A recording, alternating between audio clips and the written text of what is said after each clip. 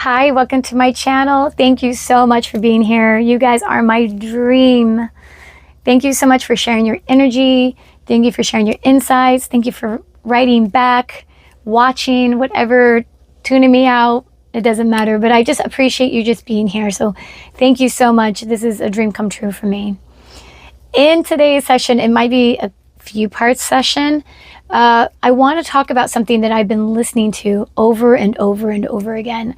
Something that I had, and for some reason I had this intuition and pull to listen to it again. And to not only just read it, because I've read it several times, but like listen to it with a different set of ears. Digest every single word. Listen to every word and digest it and think about what he's saying in this audio book that I've read.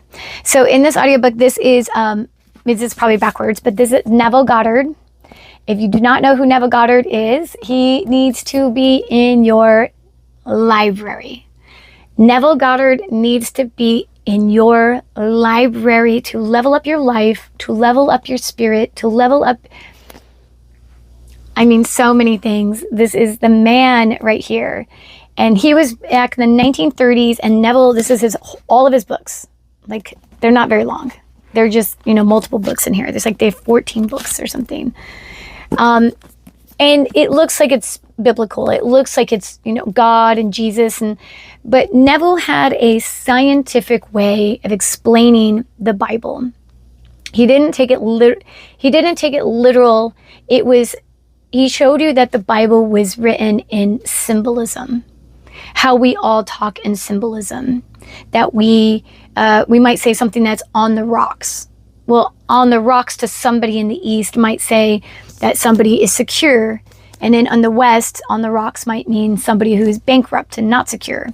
So we all talk about symbolism, and we all see symbolism and talk symbolism very differently. But we do talk that way.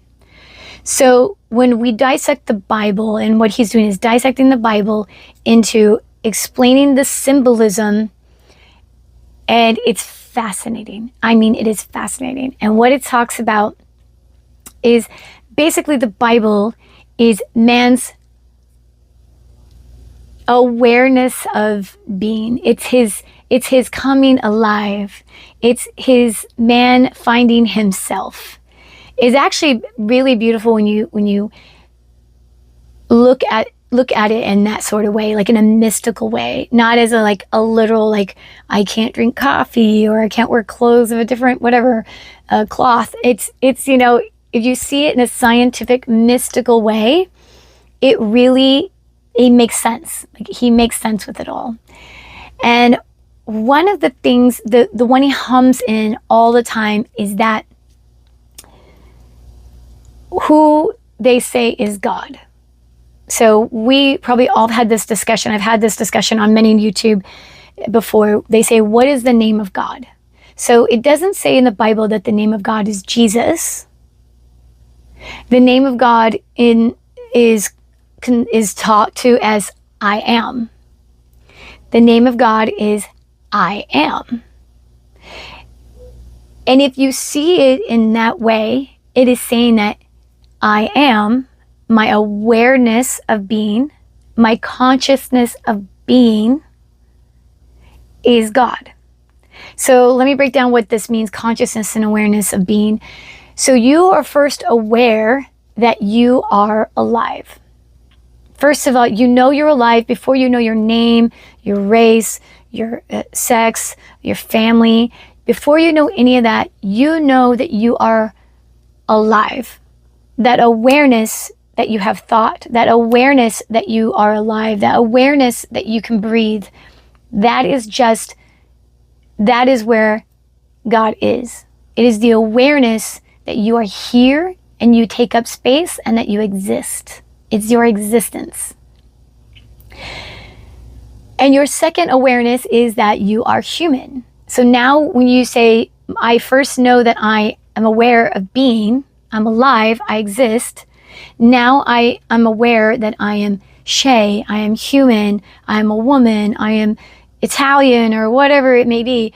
you are aware of being all these things now. Now you're aware of the labels that you put on yourself. But before you know you're aware of the labels, you first know you're aware of existing. That is God. That is the magic that created all things, is that first awareness, your consciousness of being. Not just being human, of just being. I know this is really hard to dissect, so like that's why I'm saying might be a couple of series in this, because it's a lot. If you could get it, the book is called At Your Command. I will put it in the show notes down below. But At Your Command, and this is like an hour-long audiobook. And I've listened to it, like, as soon as I'm done, I listen to it again. As soon as I'm done, I listen to it over and over and over. Because this is so good. Because it shows you that that is where all things are created. So when we make a manifestation, when we want to manifest wealth, health, love, joy, peace, all those things, we first need to go into the awareness. You have to be conscious of it first. He explains that you can't serve two masters at one time. You cannot be aware of being poor and pray for riches. Do you see what I'm saying? You are aware that you have no money, and all you can think about is that I have no money, I can't pay my bills, I'm broke, I don't know how I'm going to do any of this. You are aware, your consciousness is there. And now you're manifesting, you're like, I'm rich, you're saying out loud your affirmations, I'm rich, I got lots of money, I'm going to be a millionaire. It doesn't work that way, because you are only going to get what you are aware of being. You have to change your awareness before you can receive. Now let that, take that in. You have to be aware. You have to change the way you see yourself. You have to change the way your consciousness is, not just aware of being human, but the consciousness of having abundance in your core, that you are an abundant being.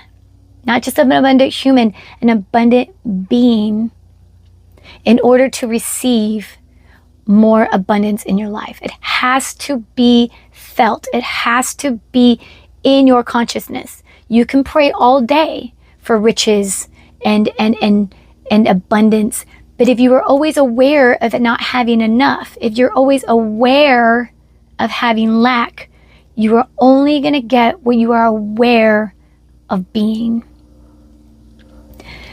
So you have to change your consciousness first.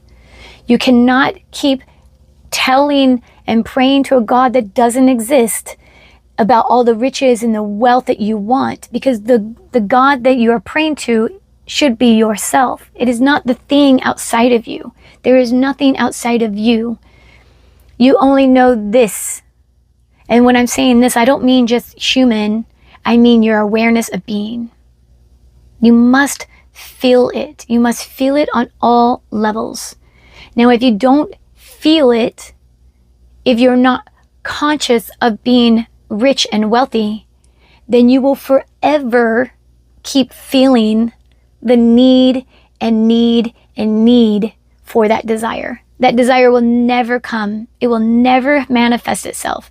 You might obtain wealth and riches in a different way by working hard and doing the grind, but you will never feel the fulfillment. Do you see what I'm saying? You'll never have the fulfillment that you need, because you haven't changed your consciousness. You've changed the things around you. You've changed the objects that you see, but you haven't changed the consciousness of who you are. You have to change your consciousness, your awareness of who you truly are. And say that and feel, and don't just, what I'm saying is say that, but say it not with your mouth. Say it with your nature. Say it with your heart. Say it with your being. Feel it all over yourself. You must express this. You must express this. And the fastest way to express something that you want to come into your consciousness is being grateful. Now, gratitude should be your attitude. I mean, when people say that, that is so true. Because when you are grateful for something, even when you don't have it, even when you have nothing, and you feel the joy of having it all, you feel the joy of all of your needs met, when you feel that, and then you're grateful for it, magic happens. Magic happens. Things start to work out. Synchronicities start to appear. Expect those synchronicities. Expect them. Look for them because they are there. Why did I talk to this person? Why did that book fall off the shelf? Why did that number show up? Why did I hear that piece of music? All of those are leading you to what you want. All of those things are leading you to your desire. But you must first be conscious, feeling it, believing it, embodying it. You must take on that first. It must be felt first before it can manifest into any material thing. That is how we manifest. Neville Goddard, you have to, like I said, this book is so good. I mean, I've written almost on all the pages. I mean, it's just, it's amazing. It's amazing. It's amazing. It's amazing. The more you are aware of who you can be, aware of how you want to feel, and feeling it now before you have the thing.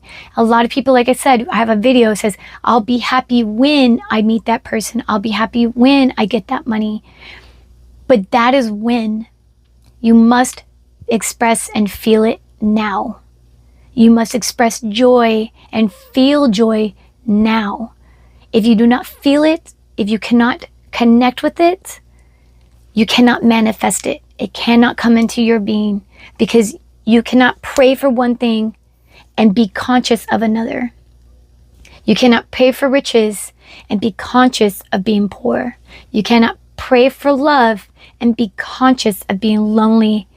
You cannot pray for health and be conscious of being sick.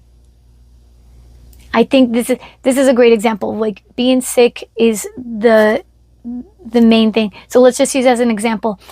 If you were told that you had a sickness and that sickness was going to pretty much destroy you, you wanted to be healthy, you would just start acting healthy. You would start embodying health. You would start to take on health because that's what you want in your life. And once you start to change that narrative, change that consciousness of I am healthy, not just I am healthy, you have to be in the nature of health, feeling it, living it, speaking of it, walking in it, sleeping in it. Like, everything, your whole body has to feel it first. You must be conscious of what you want to get what you want. Okay, so I'm just going to leave it at that. So it's a lot to digest. I just want you to, like, maybe if you have a chance, you can get it for free. You can listen to this sermon. You can listen to Neville Goddard for free on YouTube, and I will tell you where I usually hear it.